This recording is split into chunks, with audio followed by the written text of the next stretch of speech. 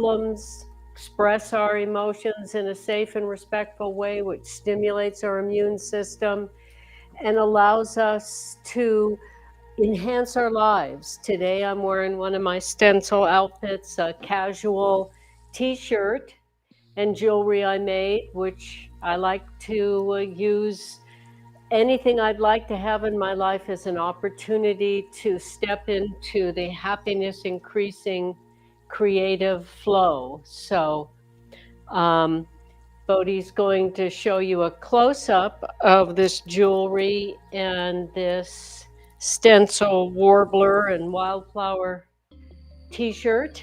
I came out to show the art. Maybe I'll show that when I go back in the office. Sure. Here's Avocado Seed in Space is in between one of the stories that's going to be read today. We're going to continue sharing my memoir, Incandescence, Rising Above Darkness, the audio recording while I'm painting in front of you live. So first you're going to show the close-up of this stencil. Stencils are what I'm focusing on. That's actually a different stencil t-shirt, but that's all right. Changed this at the last minute here, so let me get that correct one for you. Okay. The reason stencils are what I've been doing a lot of in the creativity show is because it's something that can be used to cover up a stain on a piece of clothing we love, used clothing. All the stuff I'm going to be showing, I have been showing, is what I call beauty on a budget, or high fashion frugal, because they're all from used stores or donations or things that other people threw away because they had a stain on them.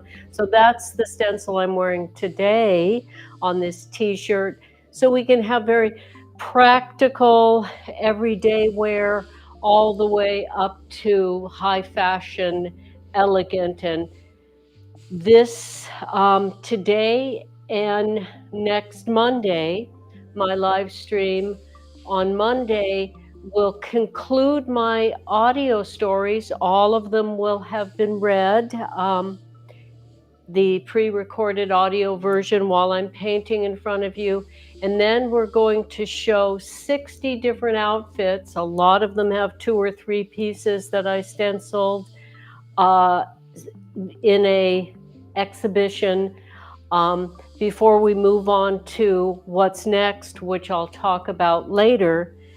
And so today we have a couple stories ready for you. The art Bodhi showed you was in between the stories. I have 68 pieces of art in my memoir because creativity saved my life. The happiness increasing, health increasing, life enhancing, safe place where we can all go, which is why I'm sharing this, hoping to inspire and inform others on how they can rise above their challenges. We all have them. Enhance our lives, no matter what our budget is or isn't. We can create beauty in our lives and purpose and increase our health by using our creativity. And it's it is a superpower. It's where we can go to make new connections and solve problems and come up with new ideas and use what we have to make our lives more what we want them to be. So that's what the Creativity Show is all about. Me giving examples and hopefully helpful information on how you can do that in your life. So are we ready for the first story today?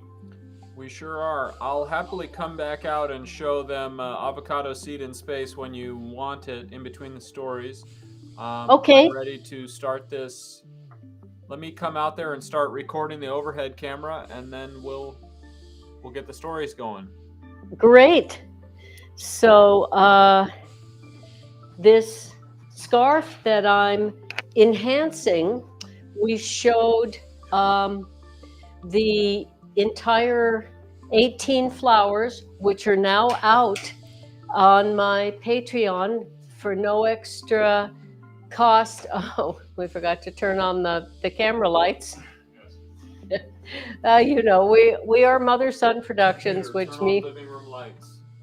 Which means it's just the two of us. So there you go. The studio lights just went on.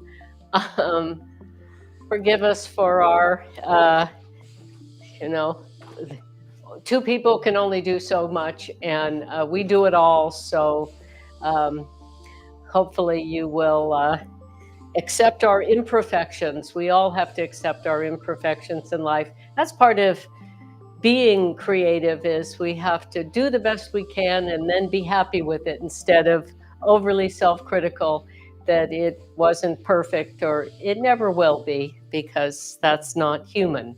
So so we're, you can get an idea of the framing here. So this is okay, great. So I can start preparing to paint this while you get the story ready, and we'll do what we like to do, which is, while we're listening to a story, I get to paint, which is a happy place for me. So, well. Okay, the story's ready when you are. All righty.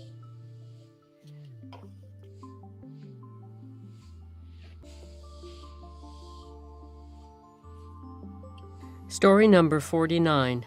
The Crafty Christian and the Honest Atheist. A tropical island can be a place to repair and replenish, but at any watering hole, predators can be waiting. They are waiting to see the light of innocence leaking out of the holes abuse puts in the heart. We should not judge people by what they believe, but how they behave.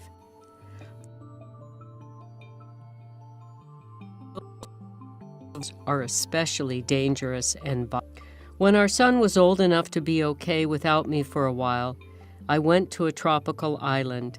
I needed to gain perspective from a man whose wounds did not become visible until after I was carrying his child. For years, I put my compassion for him and my hope the family could stay together above my happiness. Through my unconditional love, pain, alcohol, womanizing, and not working. He got clean and became prosperous, but I paid the price. I became his everything, mother of his child, counselor, business consultant, estate manager, secretary, sweetheart, and best friend. He became utterly dependent on me, while his fear of losing me caused him to try to control me by any means necessary. I had to get away, and when I returned, he yelled at me saying he did not exist without me. And I accepted I had to individuate without telegraphing my plan to do so, or I could be a casualty. I needed to restore by being alone in nature. I went to the rainbow trees, jungle waterfalls, bamboo groves, lavender farms, walked in tropical air, swam in a warm ocean, and watched a mother whale with her young.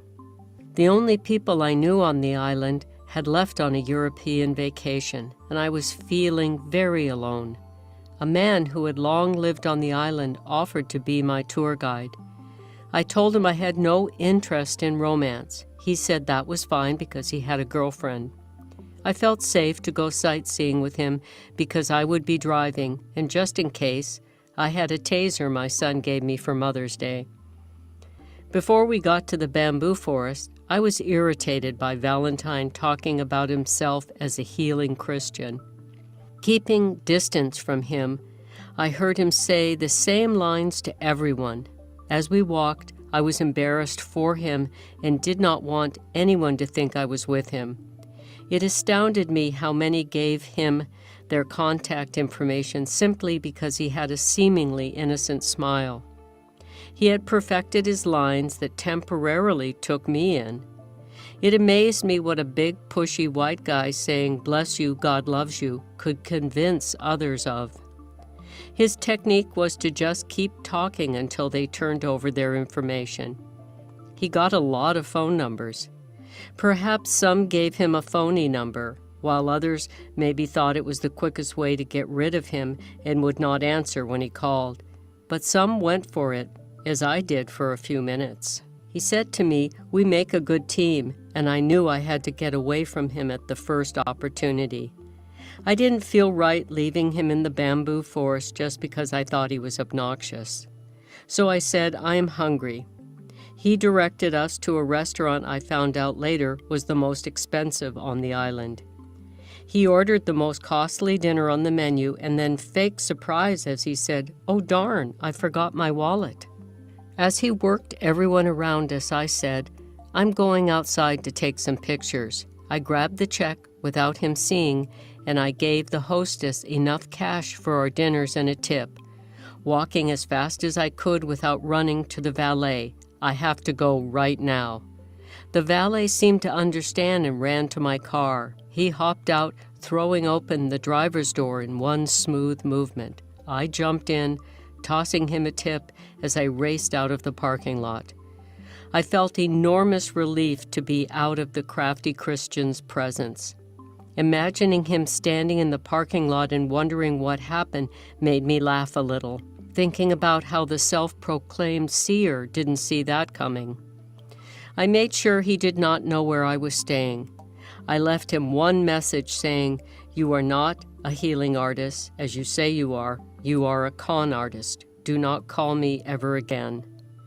Unfortunately, he got the phone number where I was staying because I left when I thought he would respect my not contact me anymore, but I was wrong. I did not answer any of his increasingly frantic phone messages. With every message, his desperation and anger increased. He called over and over, leaving messages so long the machine cut him off before he stopped talking. His messages eventually filled the tape, and the phone rang 20 times in a row before he gave up. I erased all his messages off my friend's answering machine in case someone else wanted to leave a message.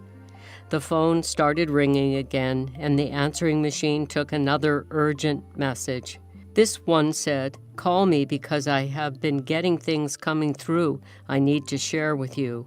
Your ancestors are giving me information to give you." I think if my ancestors have information for me, they will tell me. I recalled him saying to everyone, "I am a healer." I thought, then heal yourself. Then he tried demanding I answer. It felt good to hit delete after each of his increasingly hostile messages. I remember he put some clothes in my car, as if our sightseeing excursion was going to turn into spending days together. Perhaps his girlfriend threw him out, the bad karma of throwing his stuff away. There was no way I wanted to see him again, so I looked for a police station to leave his things at. I found a local fire station and rang the bell, but no one answered. Remembering there was an honest-looking older man with his dog in front of his stove store, I went there and asked, "Where is the police station?" "There isn't one," he said, stroking the old dog's shoulder. "Explains why I couldn't find it," I replied. "What do you need?" I went sightseeing with a man who is not who he represented himself to be, so I took off. I asked him to not contact me, and he won't stop calling. He left some stuff in my car I want to get rid of. "I'll handle it," he said. "Just give me his number and I'll tell him to come get his shit." I handed the store owner the phone number and the grifter's stuff. I held out a 20 saying, "For your trouble. I don't want any money and I don't want to know your name," he said with a sweet firmness. "I knew you were a gentleman when I passed you and your dog the other day. When you call him, he's going to try to run his shifty spiritual speak on you. Won't work on me. I'm an atheist." I laughed, thinking about the honest atheist telling the crafty Christian, "Come get your shit." "Thank you again," I said, shaking his hand. Soon after, the crafty Christian's phone call stopped.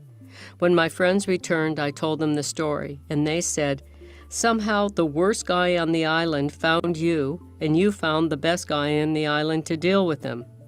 Once home, after getting perspective, when my son's father said, "There is no me without you," I saw clearly I had to get away from him without letting him know when or where I was going. Now I understand obsessed people sometimes feel they must destroy who they cannot control. I do want to love everyone, some up close, some at arm's length, and some from a distance. Only those whose actions and words are aligned should be trusted, like the honest atheist. I do not want to hate anyone, like the crafty Christian.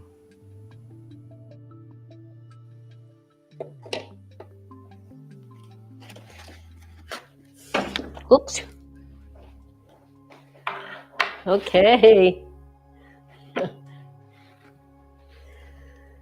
Well, that was very interesting to go back memory lane on that one. It's very revealing. I highly recommend journaling, writing, just letting it pour and stepping away and revisiting it sometime in the future. It's a great way to learn about ourselves and process everything into something good, no matter how painful it might have been at the time. I heard the Tibetan bell. Yes. Sumner Madison on YouTube said, "Good show. As always, glad that you are talking about warblers since millions are migrating now."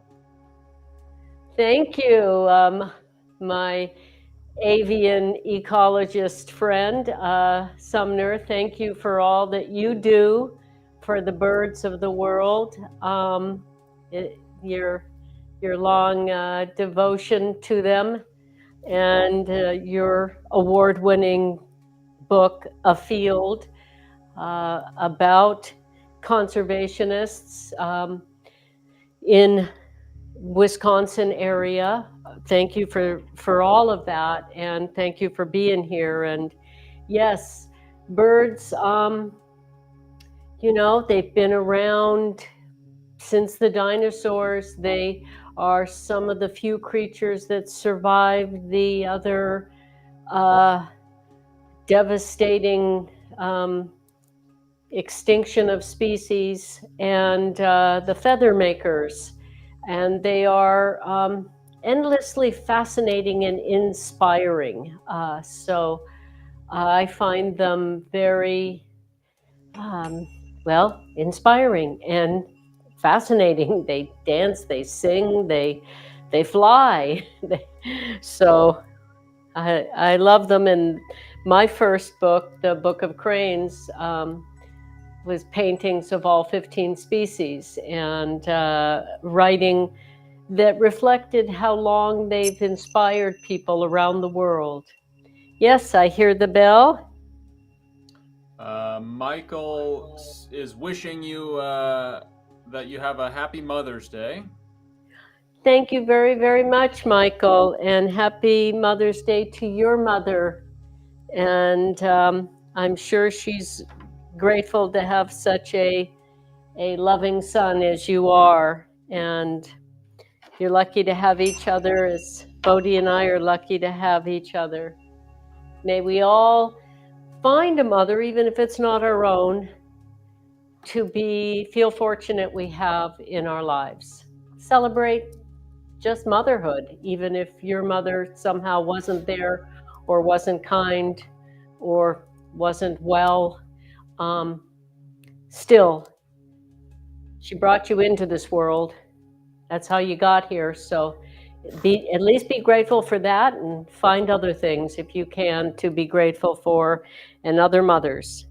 Yes, did I hear the bell again? You did. Joni B said, "I'm excited that all the flowers are out. Can't wait to cut more stencils from them." And then she said, obsessed people sometimes feel they must destroy who they cannot control. Important message. It is so true. We can forgive them, but we have to protect ourselves.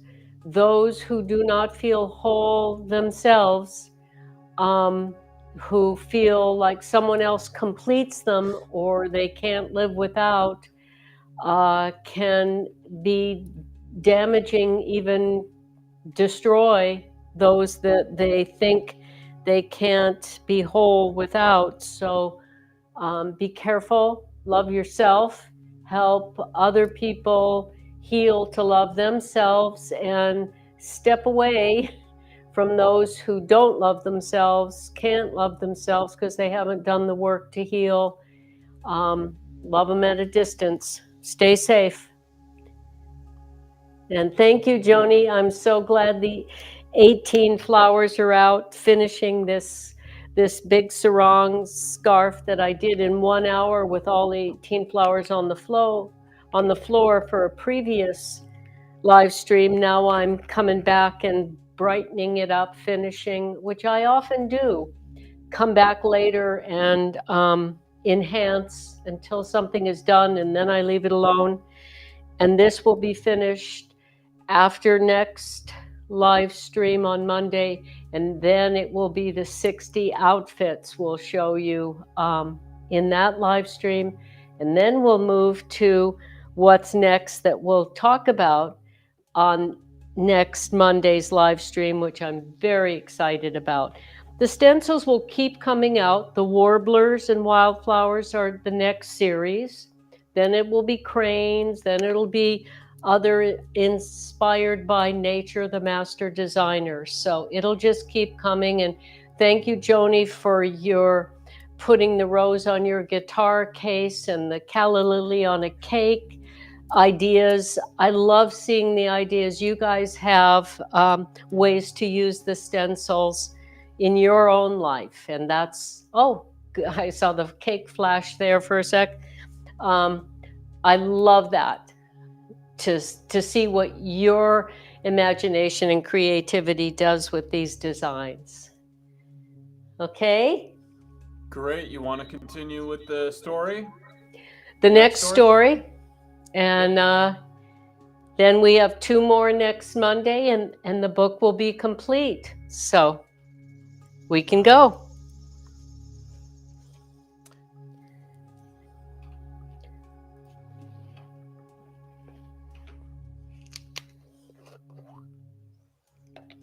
Story number 50, Sanctuary Under Siege. Struggles of epic proportions can happen when our wounds get entangled. Some of our unresolved issues can complement each other. Our missing parts can appear to match up perfectly as they whirl around each other in a dizzying dance of dysfunction. We can misunderstand it as wholeness and together feel complete for a while. An artist and an attorney, one feeling, the other analyzing. One trying to observe the truth, the other trying to convince others of their truth. The artist's nature attempts to see the natural order in the cosmos. The attorney's instincts are to create unnatural order using laws. An empathic person can attract those lacking empathy, as material acquisition can dazzle those without it. My lack of exposure to finances misunderstood his economic development as a sort of balance between us. My spiritual development made him feel safe. As he said, I was the person he most trusted with his life. Opposites can attract, but sometimes they attract trouble. We all have different skills and perspectives, which can be beautifully functional when we combine our differences, collaborate, not compete, which I hoped for until I could no longer. The message I carried from my dysfunctional upbringing said, "Take care of everyone, or no one will survive." He told me his message from his early abandonment was, "Don't share and take care of yourself because no one else will. We did what had become natural. I tried to care for everybody while he tried to control everybody. We both still follow our prime directive, but I have finally put myself at the top of the care for everyone list. Being selfless was actually selfish because it allowed my inner resources to be used up by a few. So I could not give to all those I could give to if I was not drained. Being selfish enough to protect my joy is truly selfless, because now I have the space to do my work that may help many. When I realized this, I said, "You cannot share me with the world, so you have to give me to the world." Those who do not see harmonious relationships growing up may not recognize the signs of being in an unhealthy one. I did not see any of this before I got pregnant. While I was pregnant, it felt like he changed from treating me like a partner to a possession. I spoke of this in therapy with him many times. He always appeared to care and said what I wanted to hear, but he did not change, which caused me sadness. Wanting so badly for us all to remain a family, I stayed loyal, patient, and supportive, hoping he would learn to collaborate instead of compete with me. Staying busy caring for the family was automatic. Keeping productive doing my art, creativity retreats, exhibitions, readings, performances, hosting friends' weddings, memorial services, lectures, and workshops with the Institute of Noetic Sciences, Freedom to Roam, Patagonia's nonprofit wing, and the Fetzer Institute kept my focus on giving to others. Inviting a Japanese master woodworker, an Austrian filmmaker, a Mexican-American and her daughter, a male German high school exchange student, and an Ethiopian woman who became part of the family to live with us over the years, exposed my family to many cultures and nationalities and distracted me from my discontent. After years of repeating, "I need to be heard to be happy," I became spiritually allergic to not being heard. Then, when my father figure took me on a trip away for the first time, my natural enthusiasm returned until I came home and accepted that my son's father had no motivation to change because I took care of him and his feelings. I realized I had to change, and I went on a silent retreat. He went on a number of trips every year, but his reaction to me claiming some time for myself was so negative, I decided to be celibate for a year as final notice for him to change. I wanted to keep the family together, so I moved into the sauna room and no longer shared a bed with him. I waited until our son was 13, thinking he was old enough to be okay, and I told him I had left his father years earlier. Some say those who feel a lot are too sensitive, but no one ever says they wish the world had more insensitive people in it. It is easy not to feel. It takes courage to feel deeply. Coming from hurt is effortless. Coming from compassion takes effort. I committed young to treat everyone with respect because it is what everyone, including me, wants. Treating each other respectfully makes life, relationships, communities, and the world better. Hearing each other is part of being respectful. In family therapy, I defined respect as trying to hear the other and show concern for their feelings. Disrespect defends, denies, dismisses, diminishes, or denigrates.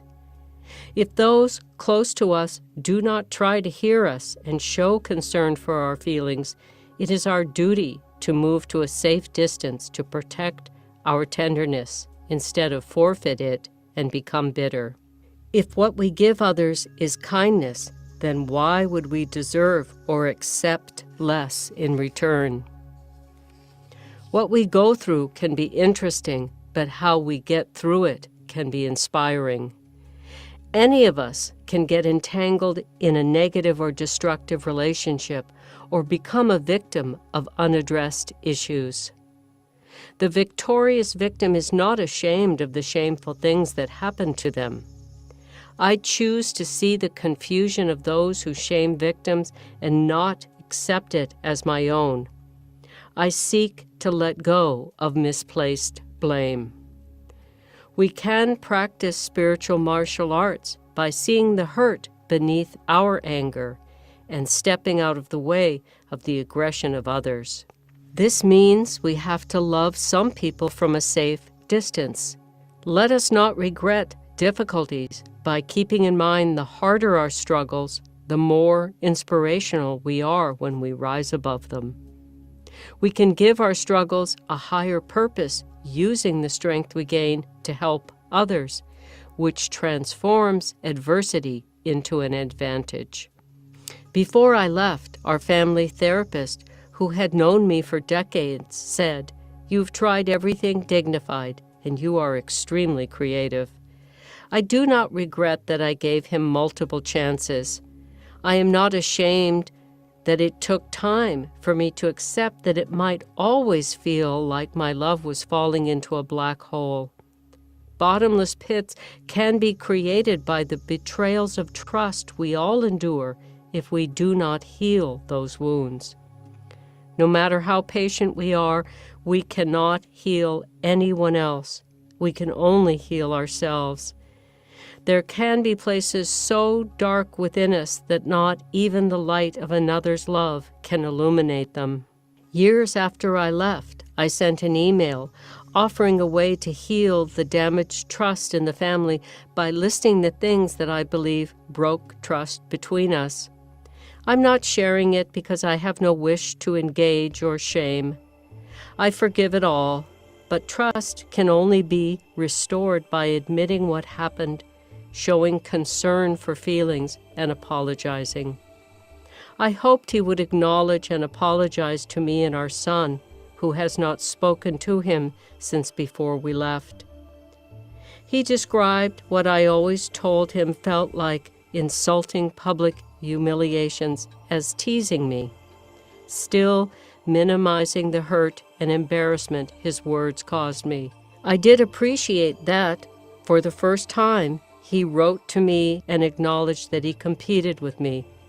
I think he did not want me to have my own resources, believing if I did not have my own funds, I could not leave him. But I did not get with him for money, so I was not going to stay for lack of it. I was with him for love, but self-love must not be sacrificed. Each of us has to overcome our own fears in order to give our love to others. If we do not heal ourselves, our fear will try to control them. Ironically, the unaddressed fear of losing someone can cause us to act in ways that may cause us to lose them. When those close to us do not show concern for our feelings, we can either shrink or get away from the crippling effects of not feeling safe or cared for. Some are not willing to do the work that healing requires. Others do not find the courage to be self-effacing. Admitting we are wrong, paradoxically, comes from trusting we are lovable anyway. I hope for him that it happens. I wish him peace, but no longer at my expense. I try not to give up on anyone, but I am willing to let go of fruitless struggles. My peace must not depend on anyone's response. I knew I had to change my life, realizing taking care of his needs meant I had nothing left for myself, let alone others. By staying, I would have forsaken not only my own artistic fulfillment, but the many who could possibly be helped if I shared my work with the world. All 9 attorneys I consulted with over our 14-year-long divorce told me I had no legal rights. Each time I replied, "I mean your profession, no disrespect, but we all know there is a right that is above the law, honor, and that is where I live. No one is above the law, but honor should be." I think we all feel how important it is, Perhaps that is why we refer to the judge as Your Honor. For my self-esteem, I needed to stand up for what was right, no matter how painful it became. At the court-required bench bar conference, there were 7 attorneys and me in the room. One said, "You guys have been at this for a long time." "Yes, so long I have a joke," I said to the room full of expressionless faces. I continued, "How do you divorce an attorney?" I gestured to an attorney on either side of me, saying, "You hire 2. I knew some of them would think I was crazy, but I needed to demonstrate the unfair system prejudiced against me could not break me.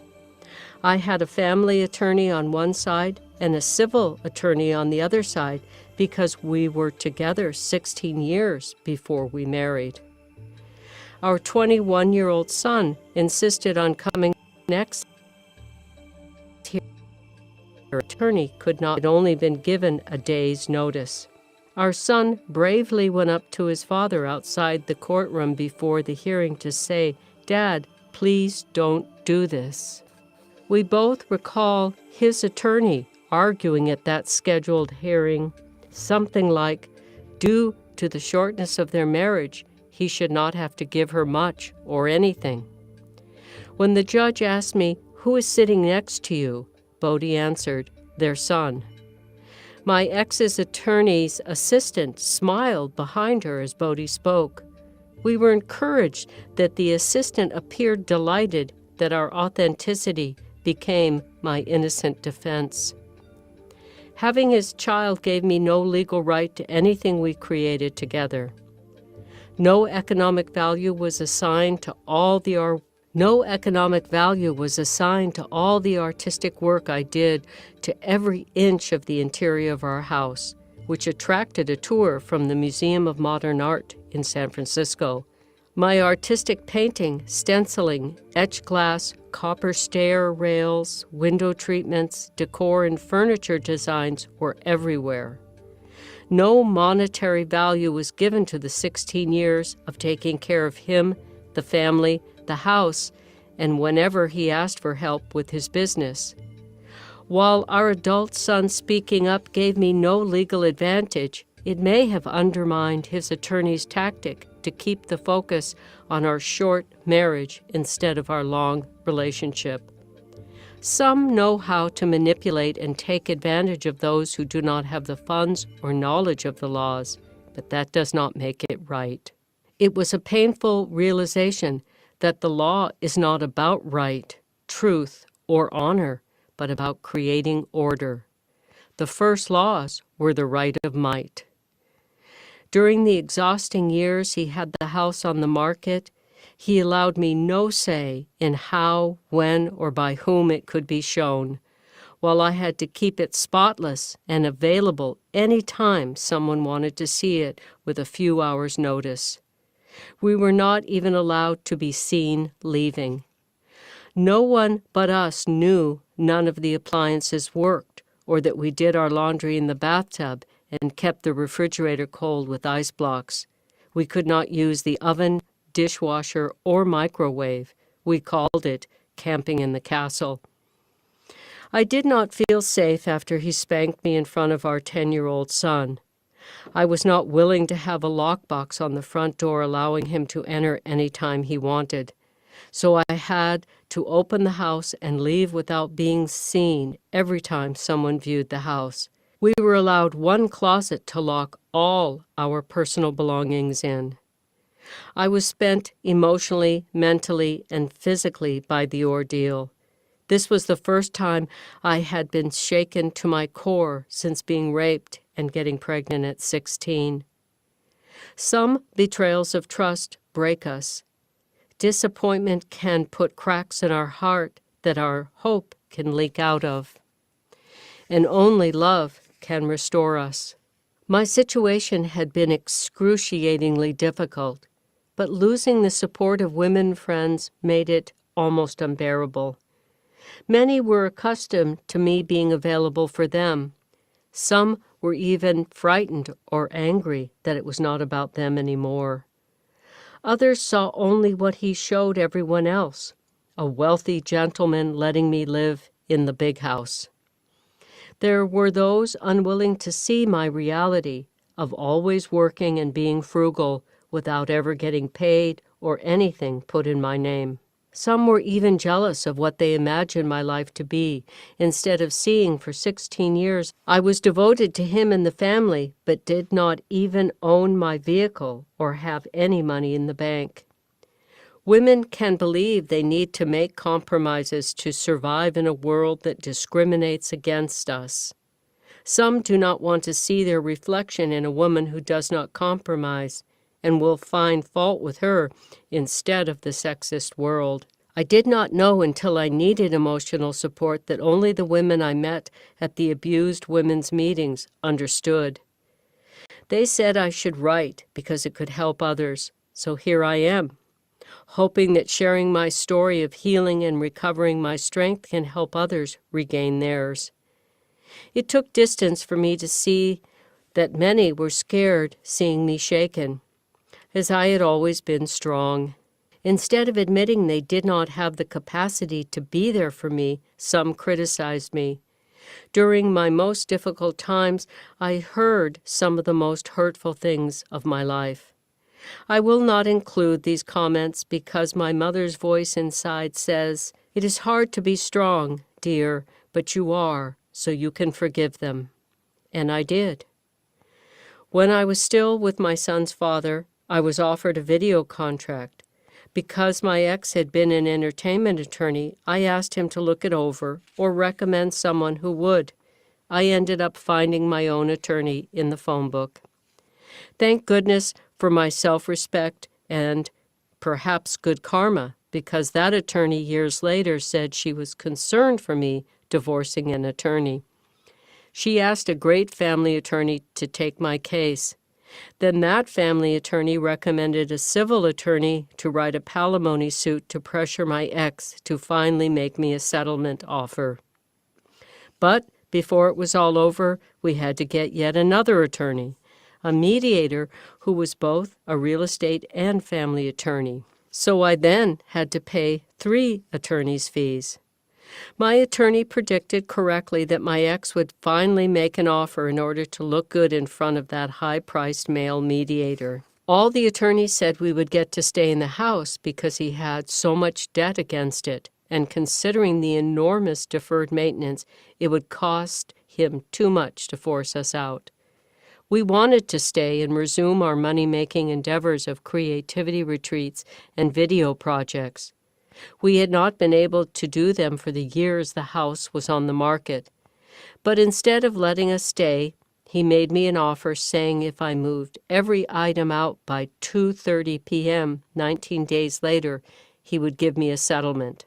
We moved things methodically from the bottom up 7 levels to the driveway, clearing every item collected over 2 decades of raising a family there, including my framing and art equipment, tools and supplies, plus the gigantic amount of stuff people had donated over the years for my creativity retreats. I was exhausted, and I injured my back. At 2 p.m., we pushed out onto the driveway when we could not get into the vehicle and drove away, never to return. He sent his worker to change the locks at precisely 2:30 p.m., but before he did, he found some prints I missed and put them in his truck. He asked me to meet him by San Quentin State Prison to give them to me. Perhaps if I had not been kind to him during his divorce years earlier, I would not have met the terms of our agreement and gotten my settlement after 14 years of standing up for myself. I thought meeting in the prison parking lot was spiritually ironic because my ex always called our home the Big House, a nickname for prison. I called it the 7-level sanctuary, but it did feel like a prison break by the end. We followed my attorney's advice, take it and disappear. When it was all over, I think my lawyer felt bad at the way I'd been treated and that she could not make it easier or fairer for me, and she said, "You are everything the system does not respect." What am I? A woman, an artist, without money, and spiritual. It is a good thing I respect myself. Only wealthy white males wrote the Constitution. The laws are still mostly written and enforced by this demographic and are understandably biased toward them. My attorney told me she was shocked that I accepted his settlement offer so quickly after such a lengthy ordeal of a divorce. She had experienced divorcees being attached to the conflict, but it was his first and only settlement offer that I could recall. Perhaps there were others the attorneys did not share because they were unacceptable. It was not what I believed was mine all those years, half of the value of the house without the mortgages he got and used as he wished, or any of his development projects, but it was enough to start over, and I wanted peace, which could not happen where I felt I was being treated so disrespectfully. I believe if we think we can find the strength to get through difficulties, then we do. Our family therapist appointed by the court to watch over my younger nephew when I was given guardianship of him decades earlier said, "You are an incurable optimist. Should I seek a cure? No, you should bottle it and sell it." That could be a description of my artwork. Me recovering my happiness by expressing the hurts, clearing the disappointments, and getting back to natural enthusiasm. This allows me to have no regrets, even about the toughest stuff I went through. Offering what I learned to others to help them through their struggles gives my pain a higher purpose. I commit not to compromise what should not be compromised, and treat everyone with respect. I love the respectful up close, the indifferent at arm's length, and the disrespectful from a distance, but I refuse to hate. I will not let cruelty make me cruel or let malice live in my heart. I do not give up on anyone or my own sensitivity. Instead, I am committed to sharing it with the world. Innocence and kindness can make us a target, but we must appreciate these admirable qualities, not forsake them. To turn difficulty into good, we must accept we did not deserve it. It is the victimizer who should take responsibility for their actions, not the victim. Society needs to stop blaming victims, and we all need to accept anyone can be one. The Buddhists say, do not feel sorry for the victim because their karma has been purified by the assault. Feel compassion for the victimizer as they have created bad karma for themselves.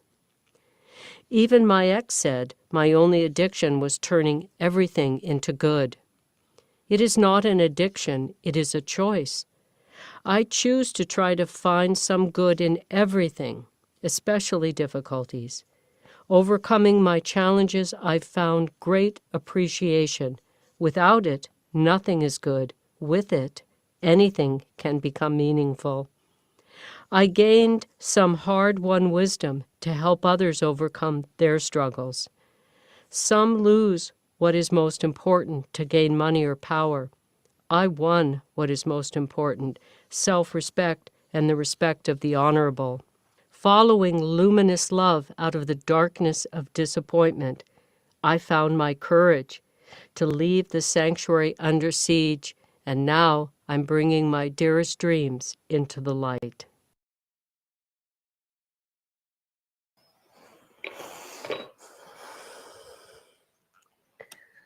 Wow. I don't have to. I choose to acknowledge that was really very powerful for me to hear my own experience, my own words with this much time since I wrote it or audio recorded it. And I could weep with the sadness. I could weep with joy that I faced it and transformed it. But I feel at peace, and I'm just grateful for that. And I hope, and that's why I'm sharing it, and why people told me I should share my stories, that it can help others. There's lots of difficulty in this world. There's lots of sexism. There's lots of elitism. There's lots of unfairness, racism, ageism, all kinds of icky-isms. There's all kinds of sweet people that are misunderstood as weak. There's all kinds of unfairness, lack of peace. And so we can only do what we can do. We can't change the whole world, but we can share what helped us. And that's why I'm sharing my stories and art. So there you go. I hear the bell. On YouTube, thank you for sharing your authenticity with us. You're so welcome. That's what we all have, our unique perspective, our one-of-a-kind view, our unique experiences. May we all find those things that helped us and share them with others. And creativity and love, that's the stuff that got me through, still gets me through, and that I want to share with everybody, quite frankly. But I know that's not possible, but at least I can try by putting it out there. And hopefully it inspires you to try to find those things that helped you, inspire you, do what you love and share it with the world. So here's a piece of art that was, in the book. And you want to come out and share the original, that's the other art that's after the story? And then if there's any other comments or questions?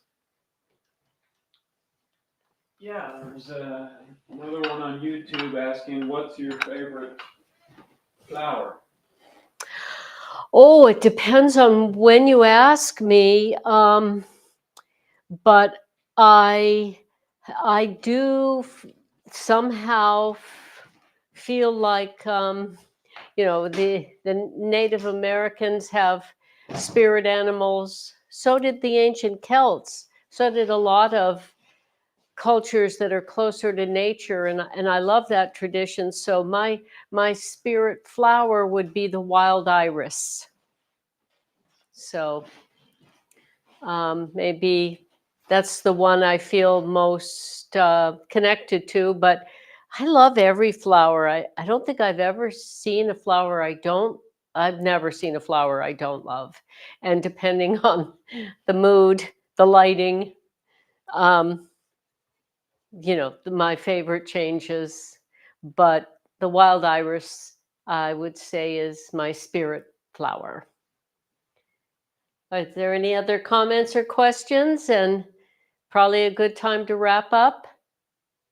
I think, yeah, you got everything that I'm seeing right now. And if I miss any of them, I'll share them with her and she'll get to them next week. All right. Well, thank you for being here. And all these stories, all these live streams, virtual visits go up on my YouTube channel, The Creativity Show, so you can share them with others. You can go back and listen to them. And that makes me very happy. Hopefully there are some people that can be helped by hearing how I have dealt with some of the things in my life that other people are similar or like what other people have to deal with. But pain and struggle is pain and struggle, and we all experience it. So may we rise above it, and no matter what, keep loving ourselves and don't give up loving the world. So I think we're good. Yeah, you covered it. Great job. So next Monday will be the last 2 stories in the book, and then next Thursday will be the Beauty on a Budget, or high fashion frugal 60 outfits I've done in recent months to show the things you can do with the stencils. Meanwhile, all 18 flowers are up on Patreon. You can get one or you can get all of them by being a Patreon member for no extra cost. So hopefully it inspires you to make some beautiful stuff. And please send me a picture of anything you try the stencils. And I love to see other people's ideas. Thank you, Joni, for the cake and the guitar case stencil pictures. Anybody that sends me them, I deeply appreciate. So thanks for being here. And meanwhile, stay creative and share with a friend.